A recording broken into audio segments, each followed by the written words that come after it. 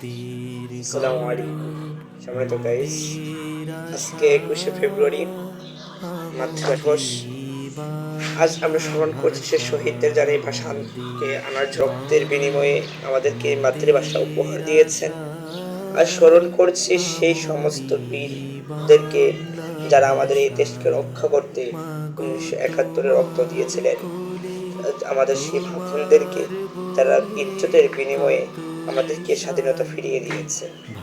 আমরা স্মরণ করছি 2024 জুলাই যারা রক্তের বিনিময়ে ফিরিয়ে দিয়েছে সেই বীরদেরকে, যাদের রক্তের বিনিময়ে এই দেশ থেকে স্বৈরাচারকে পালাতে বাধ্য করা হয়েছিল। আমরা তাদের রুহের মাগফিরাত কামনা করছি।